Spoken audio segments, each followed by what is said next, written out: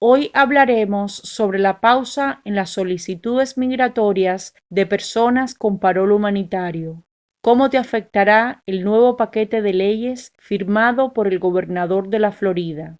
El proyecto de ley de I-220A, la deportación de migrantes a terceros países en América Latina, cómo conseguir la residencia permanente por matrimonio y el nuevo periodo de registración para la visa de trabajo temporal H-1B. Además, se responderán dudas sobre el CBP-1 y la I-220A. ¿Qué conlleva la pausa en las solicitudes migratorias de personas con parol humanitario? ¿Pueden seguir con sus aplicaciones de petición familiar, asilo o ley de ajuste cubano? Sí, bienvenido. Se ha dado a la publicidad la existencia de un memorando de fecha 14 de febrero del Departamento de Seguridad Nacional que pone en pausa todos los beneficios derivados a personas que entraron con parol humanitario bajo el programa de reunificación familiar o a las personas que son beneficiarios del parol de ucranianos. En el caso del parol humanitario, es el parol que el gobierno anterior del presidente Biden estableció a personas que había un patrocinador y que sin tener un vínculo directo de familiaridad pedía a las personas siempre que cumplieran con los requisitos. Abarcaba países como Cuba, Nicaragua, Venezuela y Haití, y se estima que alrededor de 530,000 personas llegaron con esos beneficios. El parol es por 2 años, fue por 2 años, y cuando expiraría se decidió no renovarlo. Ahora muchas de esas personas aplicaron a beneficios, puede ser TPS, puede ser beneficios como los cubanos, la ley de ajuste cubano, o personas que estaban casadas con esposos residentes o ciudadanos y que podrían ser beneficiarios de peticiones de ajuste de estatus o peticiones con asilo. Lo que ha derivado en que esos beneficios, ya sea ajuste de estatus, asilo, TPS, se ha puesto una pausa a la adjudicación de los mismos. Es decir, la adjudicación quiere decir a una decisión final, pero los procesos continúan en una pausa administrativa. Y se alega problemas de seguridad nacional y problemas de posibles fraudes asociados a la entrada o a la selección, en el caso del parol humanitario, de las personas que se le da el beneficio de que pudieran tener el proceso eh, con, con la parte de inmigración y con la parte de aduana para la entrada al país. Pero se debe dejar claro que hasta el momento los procesos siguen su curso, pero la adjudicación de los mismos tiene una pausa administrativa, es decir, que no se va a tomar una decisión final hasta que se hagan los procedimientos de chequeo de seguridad nacional y se decida que se puedan continuar. ¿Qué es el paquete de leyes migratorias firmadas por el gobernador de la Florida y cómo afectará a migrantes en este estado? Okay, hay que partir que inmigración es un tema federal, es decir, las leyes migratorias son de cumplimiento para todos los estados y las establece el gobierno federal. El sistema americano es un sistema de gobierno federal y gobiernos estatales donde cada cual tiene sus responsabilidades y sus poderes y derechos. Ahora, en materia estatal, en el caso de la Florida, a partir de una disposición del gobierno federal que permite al gobierno estatal, previa decisión de los gobiernos estatales, de cooperar con el gobierno federal, se amplían las facultades de los gobiernos estatales bajo esta jurisdicción federal de ejercer una labor de colaboración con el gobierno federal en la detección de personas ilegales o indocumentados o personas con no estatus en el país. Y a partir de esto, el gobierno de la Florida, el gobernador de la Florida, la Cámara y el Senado han aprobado un paquete de medidas que aceleran el curso de acción de las autoridades estatales para la posible detección, traslado y comunicación con los oficiales de AI previa colaboración para determinar el estatus legal de las personas y su posible deportación por las autoridades federales. ¿En qué consisten básicamente estas medidas? Consiste en aumentar la capacidad de los funcionarios estatales ante posibles violaciones de leyes estatales previa a la inicial detención de estas personas por posibles, por ejemplo, infracciones de tránsito que puedan comunicarse con inmigración para determinar su estatus migratorio, su posible detención en centros estatales aprobados por inmigración y su posible traslado a las autoridades federales. Consiste también en la implementación de una junta estatal con un presupuesto aprobado alrededor de 300 millones que establece las políticas para ejercer una colaboración efectiva en cumplimiento de esto. Consiste también en establecer un delito en el estado de la Florida a aquellas personas que ilegalmente han entrado a Estados Unidos y que crucen los límites del estado de la Florida. Así tiene que haber una entrada ilegal, no una inspección por las autoridades federales y que las personas ingresen al estado de la Florida, ya sea por vía terrestre, aérea o marítima, y por lo tanto conlleva una sanción estatal y después la posible traslado a las autoridades federales para su deportación. Da la facilidad al gobierno estatal de detener a personas y aumentar la capacidad del gobierno federal de poder detener a posibles personas que pueden ser sujetos a un proceso de remoción o deportación. Establece limitaciones a estudiantes a la hora de tener determinados préstamos estudiantiles o excepciones de pago que no tengan un estatus legal definido. Es decir, el conjunto de medidas da una función más activa al Estado y realmente limita la capacidad de los inmigrantes de trasladarse dentro del estado de la Florida cuando no tengan documentos. Ahora es muy importante que aún teniendo documentos, las personas que vivan aquí o que vengan al estado de la Florida, primero los porten, tengan sus documentos legales, tengan una clarificación en cuanto a su estatus y traten de no cometer ninguna infracción o manejar sin licencia, con la licencia suspendida, exceso de velocidad o haber ingerido bebidas alcohólicas u otro tipo de sustancias prohibidas, porque puede llevar a una detención y no solamente una responsabilidad de índole penal, sino también puede tener unas funciones desde el punto de vista migratorio que puede llevar a su posterior traslado a oficiales de ICE y su posible deportación del país. ¿En qué consiste el proyecto de ley para personas con I-220A impulsado por la congresista María Elvira Salazar y tendría probabilidades de tener éxito bajo la nueva administración? Es un esfuerzo importante por la congresista de abordar un tema que afecta a muchas personas, en este caso cubanos, que entraron con I-220A y que no han podido legalizar su estatus a partir de una decisión de la Corte de Apelaciones que limita la posibilidad de equiparar la I-220 a un parol y por lo tanto en los casos de los cubanos no cumplen con unos requisitos de la ley de ajuste cubano. Como es sabido, para poder ajustar a la ley de ajuste cubano debe ser cubano o esposa de cubano o hijo menor, tener un año y un día en el país y tener una admisión legal o un parol. Las personas que entraron con I-220A inicialmente se hablaba de la manera que entraron, como eran personas que estaban sujetas a una inspección, debían ser procesados bajo la sección 235 y no bajo la sección 236 y por lo tanto cualquier liberación que se hubiera hecho debían haber considerado que eran aplicantes para admisión y por lo tanto no debían haber sido liberados bajo la sección 236 sino bajo la sección 235. De aprobarse esta solicitud o empeño de la congresista María Elvira Salazar, permitiría realmente resolver un gran problema y ojalá tenga éxito, por lo menos un empeño más en tratar de tocar un tema que realmente está latente y afecta a muchas personas.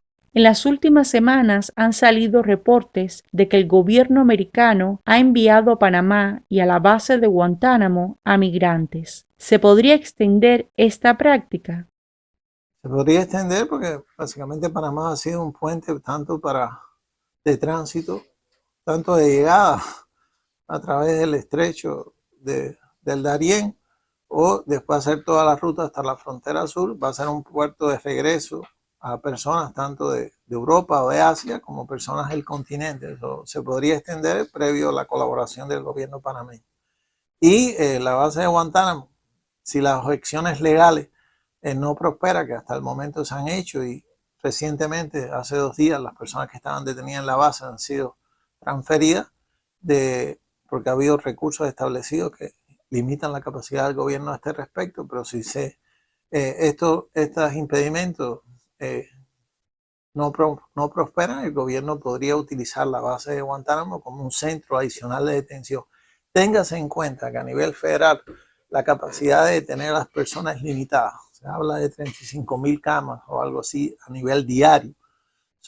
Esto de los gobiernos estatales que colaboren con el gobierno federal, si no se les puede exigir que colaboren, en este caso en la Florida, la base de Guantánamo y otros países, alivia el problema de la capacidad de detención, que no se puede resolver en días, toma mucho dinero, mucho tiempo, y por lo tanto los gobiernos federales, a poner a disposición los centros estatales, pues aumenta la capacidad de detener a las personas, así como si terceros países facilitan el envío de las personas y está el tema de la base, por lo tanto aumenta la capacidad de detención. Logísticamente es algo que, si el gobierno federal persiste en el empeño de seguir una política migratoria de mano dura, va a facilitar al gobierno federal de tener mecanismos que puedan propiciar una ejecución de la política que ellos están llamados a cumplir. ¿Será más difícil obtener la residencia permanente o tarjeta verde por matrimonio bajo la nueva administración? Por matrimonio no necesariamente, pero yo creo que se puede decir que a nivel general los estándares de exigencia van a aumentar. Es decir, en el sentido de que cuando haya omisiones iniciales o errores o falta de documentación, que hoy día pueden darse una segunda oportunidad a través de una solicitud de evidencia adicional, el sistema de inmigración puede establecer políticas internas, es decir, que si las peticiones iniciales no tienen todos los requisitos que ellos establecen que deben cumplir para presentarse, puede haber una denegación de plano sin darle una oportunidad a la persona de subsanar. También el tema de la carga pública puede ser un tema que lleva a una reinterpretación de los estándares de qué se considera carga pública y cuál puede ser una causal de inadmisión. Por lo tanto, y también los requerimientos, por ejemplo, hoy día, cuando la evidencia se considera suficiente, la mayoría de las peticiones de ajuste de estatus a través del matrimonio no llevaban entrevistas. Eso puede conllevar a que requieran una entrevista y por lo tanto, al haber un número de peticiones, tener un presupuesto limitado en las oficinas locales, puede haber una demora en el procesamiento de los casos. Y sí, yo creo que al ser más exigente y más difícil el proceso migratorio, va a afectar a las solicitudes que están. ¿Qué es la visa H-1B y cuál es el periodo de aplicación? Es una visa para profesionales, es decir, la persona primero tiene que haber un empleador que esté disponible, que tenga la capacidad de pagar ese empleo. Segundo, tiene que tener un título de bachillerato o un título de una maestría o un equivalente certificado, ya sea por una institución acreditada y que establezca que los estudios realizados en el exterior o aquí cumplan con los parámetros establecidos para la profesión. El periodo, si mal no está, es en marzo. Tiene creo que 15 o 20 días para someter la solicitud. Hay un cúmulo limitado de estas visas, por lo tanto hay una lotería y la visa caer en la lotería y aprobarse, se abre el periodo fiscal para octubre 1. Creo que son 65.000 o 55.000 plazas disponibles y para maestría 10.000, y por lo tanto es una visa que se ha usado, que realmente resuelve un problema a muchas personas que tienen un conocimiento profesional. Pero primero la persona tiene que estar en estatus. Segundo, tiene que haber un empleador disponible y capaz de sustentar los salarios establecidos. Los salarios están establecidos por una clasificación del Departamento de Labor. Llevan un proceso de inspección y verificación para evitar el fraude. Es decir, la persona tiene que trabajar en esa institución, tiene que trabajar en una posición que esté relacionada con los requerimientos de la profesión. Por lo tanto, es una visa exigente, no es difícil de lograr, pero es muy limitada en obtener, primero por la disponibilidad de la visa, por el periodo de presentación que hay, que ahora es en el mes de marzo, y que tiene que cumplir todos los requerimientos del formulario que hay que llenar, lo llena el empleador, y de aprobarse estaría disponible para octubre 1, que es el año cuando empieza el año fiscal en materia de inmigración, en materia del gobierno federal. Preguntas de la audiencia. ¿Hay peligro de deportación para un cubano que entró al país en el 2021 con I-220A? Bueno, sí, hay peligro porque básicamente la persona primero debe estar en un proceso de remoción. Uno, si no concurre a la corte, no plantea los beneficios correctos o si defiende los mismos y son negados, va a tener una orden de remoción.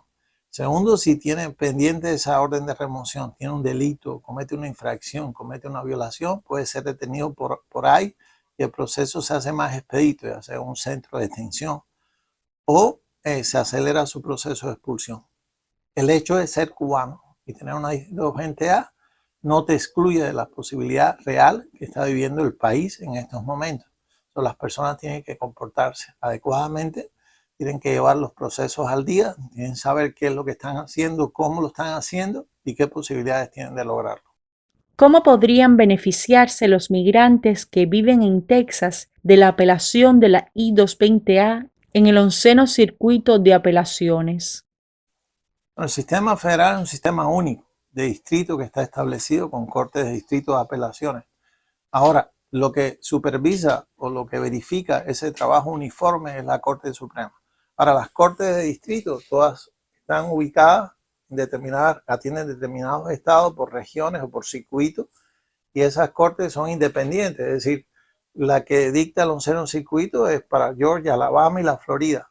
Ahora, en Texas, la que dicta puede tener un criterio diferente. Ahora, si hay criterios diferentes, el sistema federal trata de buscar una armonía y una unanimidad o uniformidad, más que una unanimidad. Y eso se ventila en la Corte Suprema. Los circuitos, cuando tienen diferentes de opinión, tratan de elevar el caso en consulta o en apelativo a la Corte Suprema para que la Corte Suprema decida y determine qué criterio uniforme se va a llevar en materia federal. Para una segunda corte de inmigración, ¿recomienda ir con un abogado?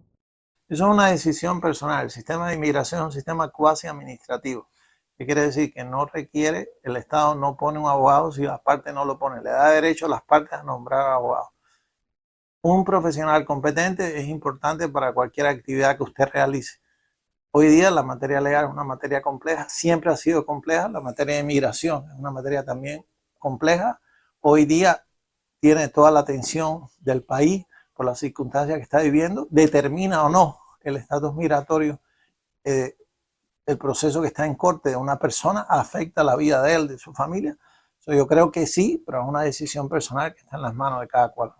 Tengo I-220A con corte en abril. Mi esposo y mi hijo entraron con parol y ya son residentes. ¿Cómo podría beneficiarme con mi familia? Bueno, primero podría beneficiarlo directa e indirectamente. El caso de usted es diferente de su familia. Si su familia, su esposo en este caso la pide a usted, tiene que hacer una petición I-130. Como residente no es una petición inmediata, hay un orden de prioridad, una lista de espera en las visas. Depende del estatus en la segunda corte, usted tiene que plantearle eso a la corte, al juez, para que el juez valore, y el juez no tiene jurisdicción sobre la I-130 ni sobre el ajuste de estatus de usted o el proceso consular porque usted entró ilegal, pero puede posponer la corte final de asilo o alargarla si así lo considera pertinente, lo cual le va a facilitar a usted, primero, buscar más tiempo para ver si sale algo en relación con la I-220A y los procesos de ajuste de estatus de los cubanos. Segundo, para en caso de que no saliera esa petición I-130 fuese aprobada y usted pueda cerrar su caso administrativamente o terminarlo antes que haya una decisión final de un asilo, y usted puede entonces continuar con el Centro Nacional de Visas, pedir un perdón por la entrada ilegal, que es el formulario I-601A, y poder salir y buscar su visa previa a la aprobación del perdón. ¿Lo beneficia? Claro que sí, pero es un camino a mediado y largo plazo que tienen que ser analizados, consciente que los jueces no necesariamente tienen que cerrar su caso y que pueden valorarlo en dependencia de la prioridad de la visa y la posición del gobierno.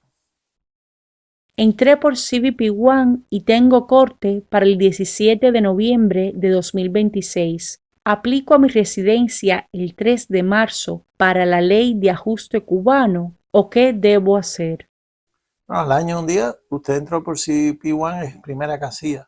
La jurisdicción no es con la Corte, es con el Servicio de Inmigración. Sí tiene que aplicar a su residencia con el Servicio de Inmigración, monitorear el desarrollo de la residencia y si está aprobada antes de la fecha de la Corte del 2026, comunicarlo a la Corte con una moción para terminar, y si no está aprobada en marzo del 2026, tratar de ir a explicarle al juez, o una vez que reciba las antorchas iniciales de la I-485, tratar a través de una moción de si el juez decide terminarle o no su caso.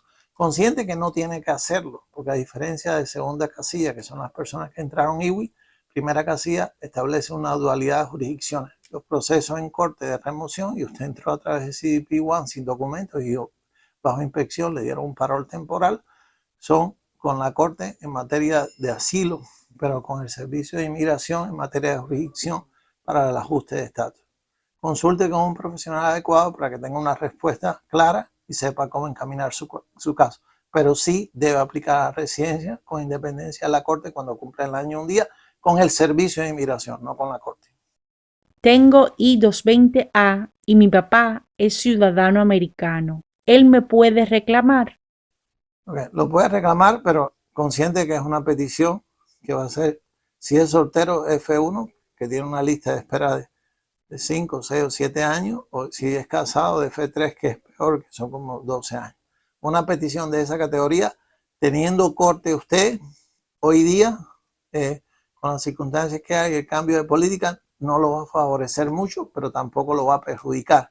Independencia de cada juez, puede usarse para extender su periodo de corte final de asilo, consciente de las dificultades que ganaron asilo hoy día, y tratar de maniobrar con esas peticiones a ver si puede lograr más tiempo para si puede salir algo en relación con la I-220A. ¿Cuántas cortes tiene uno después de la primera cita a la corte? No, eso no hay, depende de si en la primera cita usted va y le dan una segunda cita a una corte. Las cortes se dividen generales o individuales. Las cortes generales son cortes de presentación o discutir temas generales que no afectan el fondo de la discusión de su remedio migratorio.